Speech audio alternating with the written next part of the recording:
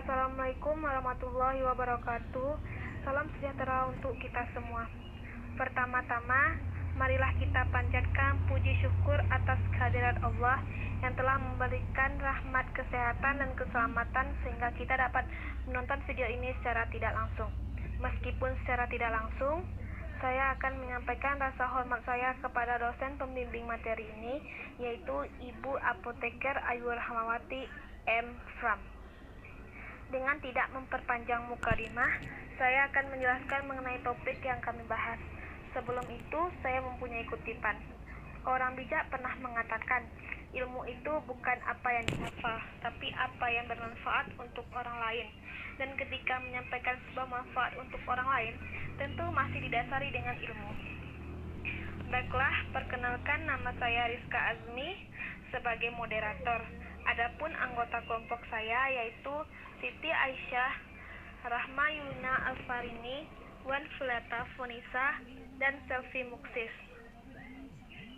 Judul materi kami adalah Fisiologi Ginjal. Baiklah, berikut video penyajian diskusi kami berlima.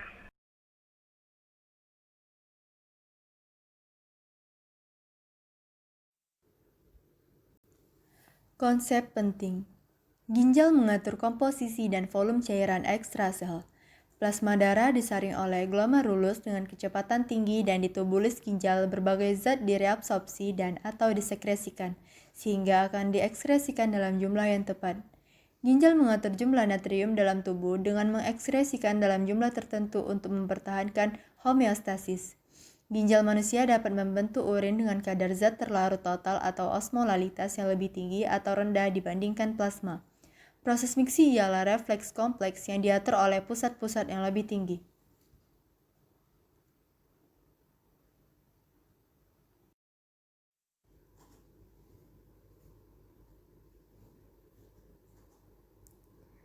Fungsi ginjal.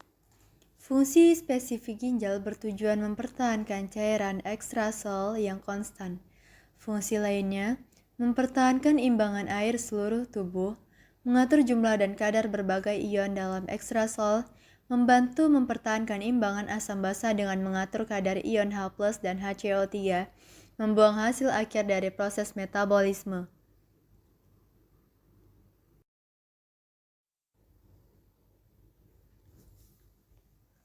Mengekskresikan berbagai senyawa asing seperti obat, pestisida, toksin, dan berbagai zat eksogen yang masuk ke dalam tubuh. Menghasilkan beberapa senyawa khusus seperti eritropoietin, renin, kallikrein, dan beberapa macam prostaglandin dan thromboxan. Lalu, melakukan fungsi metabolik khusus, seperti mengubah vitamin D inaktif menjadi bentuk aktif, lalu sintesis amonia dari asam amino, lalu sintesis glukosa dari sumber non-glukosa, lalu menghancurkan atau menginaktivasi berbagai hormon.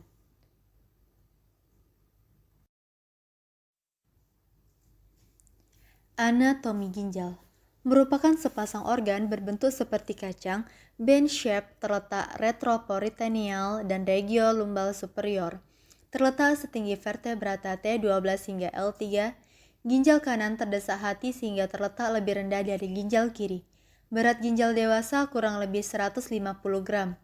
3 lapisan jaringan penunjang yang melapisi bagian luar tiap ginjal, yaitu kapsul ginjal, kapsul adiposa, dan fascia renal.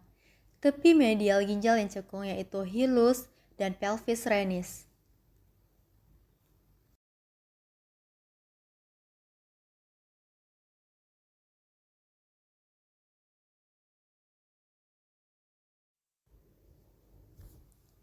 Potongan frontal ginjal yaitu korteks, medula, dan pelvis. Ginjal menerima darah 25% dari total curah jantung per menit.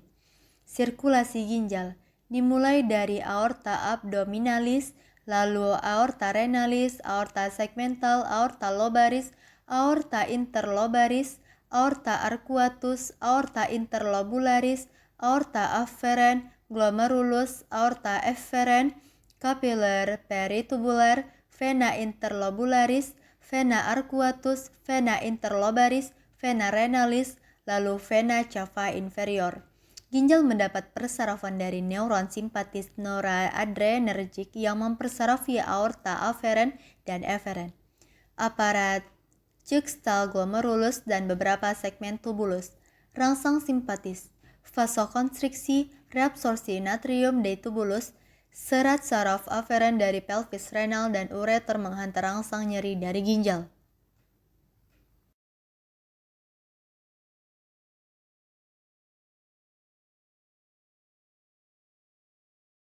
Nefron. Nefron adalah unit dasar struktural dan fungsional dari ginjal. Satu nefron sama dengan satu glomerulus ditambah satu tubulus renal. Low pressure peritubular capillary bed adalah kapiler yang bersebelahan dengan tubulus renal pada setiap nefron. Nefron berdasarkan letak glomerulusnya ada 3, yaitu nefron cortical, nefron midcortical, dan yang terakhir nefron juxtamedula.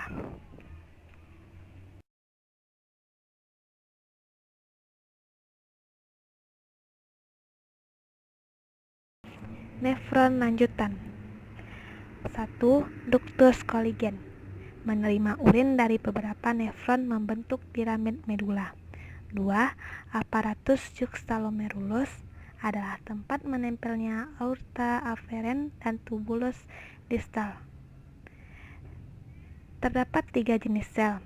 1. Sel bergranula atau sel juxtaglomerulus. Yang kedua, sel mesangial extraglomerulus. Dan yang ketiga, sel makula densa atau bagian dari dinding tubulus distal.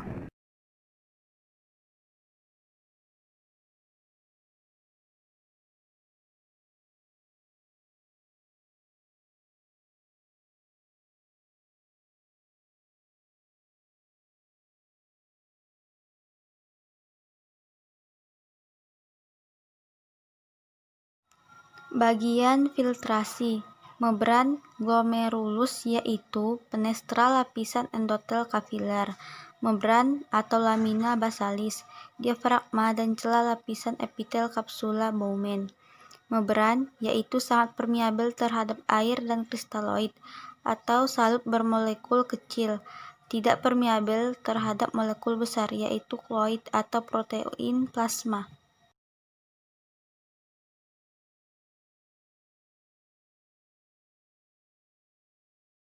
Filtrasi glomerulus, filtrat glomerulus atau ultrafiltrat, yaitu cairan bebas protein dan mengandung kristaloid dengan kadar plasma.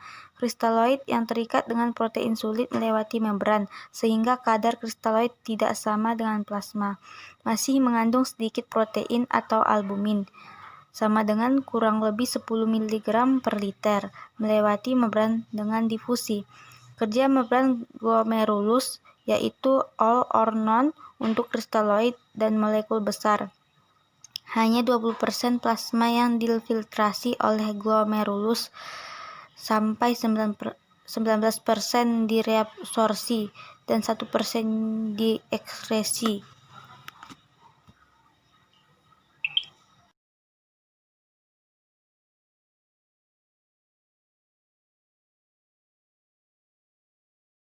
Faktor yang berperan dalam filtrasi. Tekanan filtrasi atau Starling force ditentukan oleh 1. Tekanan yang mendorong filtrasi, yaitu tekanan hidrostatik di kapiler glomerulus, tekanan onkotik dalam kapsula Bowman karena hampir tidak ada protein, VKB sama dengan 0. 2. Tekanan yang melawan filtrasi, yaitu tekanan hidrostatik di kapsula Bowman, tekanan onkotik protein plasma dalam kapiler glomerulus.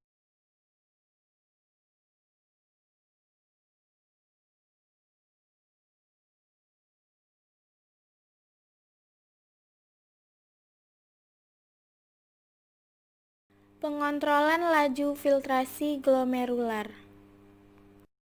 Yang pertama, pengaturan aliran darah melalui arteriol ginjal adalah resistensi arteriol aferen dan eferen, terutama arteriol aferen.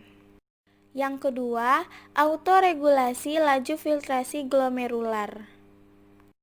Dibagi menjadi 2. Yang pertama, respon myogenik, yaitu Kemampuan intrinsik otot polos pembuluh darah terhadap perubahan tekanan. Yang kedua, umpan balik tubulo-glomerular, yaitu mekanisme sinyal parakrin melalui perubahan aliran cairan tubulus distal. Yang ketiga, hormon dan saraf otonom, yaitu respon terhadap perubahan tekanan atau volume darah sistemin.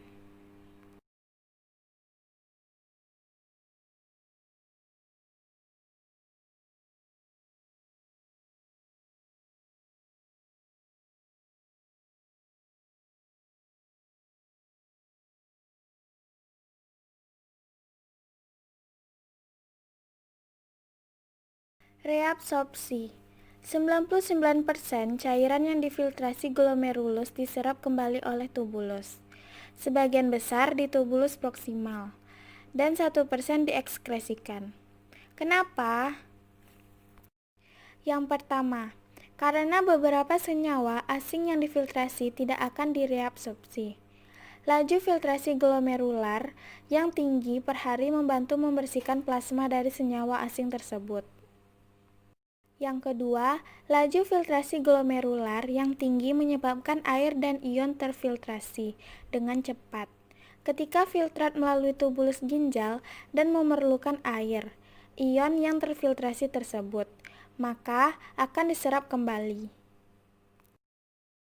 Reabsorpsi natrium terjadi di tubulus proksimal melalui satu kanal ion karena adanya gradien elektrokimia di membran apikal.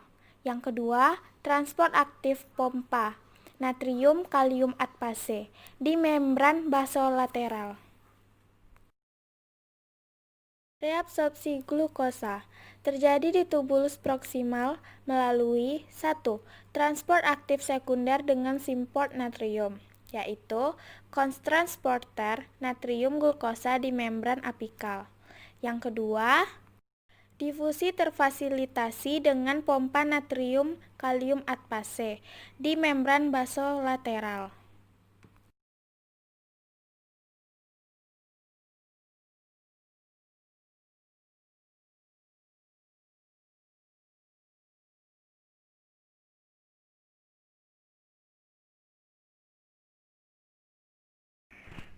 Penanganan glukosa oleh nefron. 1. Glukosa tidak disekresi. 2. Dalam keadaan normal, semua glukosa yang difiltrasi direabsorpsi menuju jumlah glukosa yang difiltrasi sama dengan jumlah yang direabsorpsi. Ketiga, ketika ambang renal untuk glukosa tercapai, maka glukosa akan diekskresikan menuju glikosuria sama dengan kadar gula darah meningkat. Selanjutnya ada sekresi. Sekresi ialah perpindahan molekul dari CES ke lumen tubulus nefron. Sekresi bergantung pada sistem transport membran, merupakan transport aktif karena melawan gradien konsentrasi menuju sebagian besar melalui transport aktif sekunder. Proses sekresi difusi zat dari kapilar peritubulus ke interstisum, zat menuju lumen tubulus dengan menyeberangi tight junction antar sel atau melewati membran basolateral dan membran apikal. Sekresi K+ dan H+ oleh nefron penting dalam homeostasis ion-ion tersebut. Sekresi membantu nefron meningkatkan ekskresi sebagai molekul. Selanjutnya ada ekskresi. Kadar zat dalam arteri renalis lebih besar daripada kadar zat dalam vena renalis. Plasma dibersihkan dari berbagai zat. Bersihan ginjal suatu zat, volume plasma yang melalui yang dibersihkan dari suatu zat per satuan waktu untuk mengevaluasi fungsi ginjal.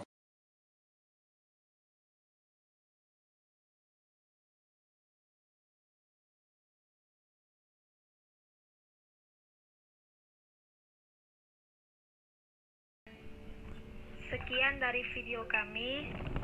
Semoga dapat bermanfaat bagi kita semua. Terima kasih telah menonton video ini dan mohon maaf atas kesilapan kata kami. Assalamualaikum warahmatullahi wabarakatuh.